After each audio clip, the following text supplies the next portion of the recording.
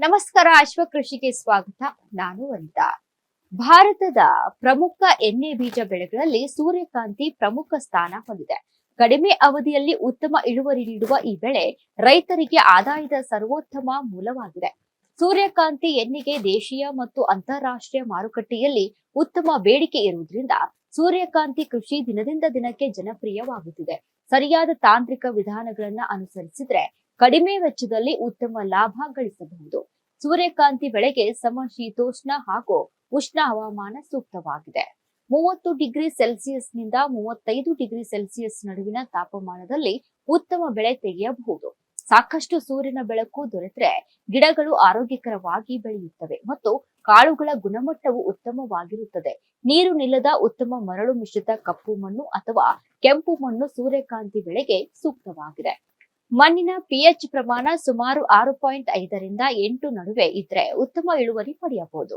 ಬಿತ್ತನೆ ಮಾಡುವಾಗ ಉತ್ತಮ ಗುಣಮಟ್ಟದ ಪ್ರಾಮಾಣಿತ ಬೀಜಗಳನ್ನ ಆಯ್ಕೆ ಮಾಡುವುದು ಅತ್ಯಗತ್ಯ.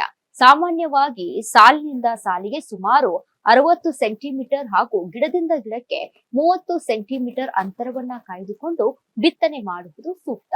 ಸೂರ್ಯಕಾಂತಿ ಬೆಳೆಗೆ ಹೆಚ್ಚು ನೀರಿನ ಅಗತ್ಯವಿಲ್ಲ. ಆದ್ರೆ ಬಿತ್ತನೆಯ ನಂತರ ಹೂ ಬಿಡುವ ಸಮಯದಲ್ಲಿ ಮತ್ತು ಕಾಳು ತುಂಬುವ ಹಂತದಲ್ಲಿ ನೀರಿನ ಅಗತ್ಯತೆ ಹೆಚ್ಚಿರುತ್ತದೆ. ಇನ್ನು ಮಣ್ಣಿನ ಪರೀಕ್ಷೆಯ ಆಧಾರದ ಮೇಲೆ ಗೊಬ್ಬರವನ್ನ ಬಳಸುವುದು ಉತ್ತಮ. ಕೊಟ್ಟಿಗೆ ಗೊಬ್ಬರದ ಜೊತೆಗೆ ಸಾರಜನಕ, ರಂಜಕ ಮತ್ತು ಪೊಟ್ಯಾಷ್ ಅನ್ನ ಸಮತೋಲನದಲ್ಲಿ ನೀಡಿದ್ರೆ ಗಿಡಗಳ ಬೆಳವಣಿಗೆ ಉತ್ತಮವಾಗಿರುತ್ತದೆ. ಎಲೆ ತಿನ್ನುವ ಹುಳುಗಳು, ಕಾಂಡ ಕೊರೆಯುವ ಕೀಟಗಳು ಹಾಗೂ ಕೆಲವು ಶಿಲೀಂಧ್ರ ರೋಗಗಳು ಸೂರ್ಯಕಾಂತಿ ಬೆಳೆಗೆ ಹಾನಿ ಉಂಟು ಮಾಡಬಹುದು. ನಿಯಮಿತವಾಗಿ ಹೊಲವನ್ನ ಪರಿಶೀಲಿಸಿ ಕೃಷಿ ತಜ್ಞರ ಸಲಹೆಯಂತೆ ಸಮಗ್ರ ಕೀಟ ನಿರ್ವಹಣಾ ಕ್ರಮಗಳನ್ನ ಅನುಸರಿಸುವುದು ಉತ್ತಮವಾಗಿದೆ. ಹೂವಿನ ಹಿಂಭಾಗ ಹಳದಿ ಕಂದು ಬಣ್ಣಕ್ಕೆ ತಿರುಗಿ ಕಾಳುಗಳು ಸಂಪೂರ್ಣವಾಗಿ ಬೆಳೆದಾಗ ಕೊಯ್ಲು ಮಾಡಬೇಕು. ಸರಿಯಾದ ಸಮಯದಲ್ಲಿ ಕೊಯ್ಲು ಮಾಡಿದ್ರೆ ಉತ್ತಮ ಗುಣಮಟ್ಟದ ಬೀಜ ಮತ್ತು ಹೆಚ್ಚಿನ ಇಳುವರಿ ದೊರೆಯುತ್ತವೆ. ಈ ಬೆಳೆಯು 90 ರಿಂದ 100 ದಿನಗಳ ಅಲ್ಪಾವಧಿಯಲ್ಲಿ ಕೊಯ್ಲಿಗೆ ಸಿದ್ಧವಾಗುತ್ತದೆ. ವರ್ಷದ ಎಲ್ಲಾ ಋತುವಿನಲ್ಲೂ ಸೂರ್ಯಕಾಂತಿ ಕೃಷಿ ಮಾಡಬಹುದಾಗಿದೆ. ಸಮರ್ಪಕ ಇಳುವರಿಯಿಂದ 1 ಎಕರೆಗೆ 8 ರಿಂದ 10 ಕ್ವಿಂಟಾಲ್ ಇಳುವರಿ ಪಡೆಯಬಹುದು. ಇನ್ನು ಸೂರ್ಯಕಾಂತಿ ಕೃಷಿಯು ಕರ್ನಾಟಕ ರಾಜ್ಯದಲ್ಲೂ ಕೂಡ ಉತ್ತಮ ಮಾರುಕಟ್ಟೆ ಬೇಡಿಕೆಯನ್ನ ಹೊಂದಿದೆ. ವಿಜಯಪುರ, ಬಾಗಲಕೋಟೆ, ಬಳ್ಳಾರಿ, ಗದಗ ಮತ್ತು ರಾಯಚೂರು ಜಿಲ್ಲೆಗಳ ಸ್ಥಳೀಯ ಮಾರುಕಟ್ಟೆಗಳಲ್ಲಿ ಸೂರ್ಯಕಾಂತಿ ವಹಿವಾಟು ಹೆಚ್ಚಾಗಿ ನಡೆಯುತ್ತದೆ. ಮಾರುಕಟ್ಟೆಯಲ್ಲಿನ ಬೆಲೆಯು ಪ್ರತಿ ಕ್ವಿಂಟಾಲ್ಗೆ ಸರಾಸರಿ 5,000 ರೂಪಾಯಿನಿಂದ 6,837 ರೂಪಾಯಿವರೆಗೆ ಇದೆ. ಇಳುವರಿ ಮತ್ತು ಬೇಡಿಕೆಯನ್ನ ಆಧರಿಸಿ ಸರ್ಕಾರವು ಪ್ರತಿ ಕ್ವಿಂಟಾಲ್ಗೆ ಕನಿಷ್ಠ 7,777 ರೂಪಾಯಿ ಬೆಂಬಲ ಬೆಲೆಯನ್ನ ನಿಗದಿಪಡಿಸಿದೆ.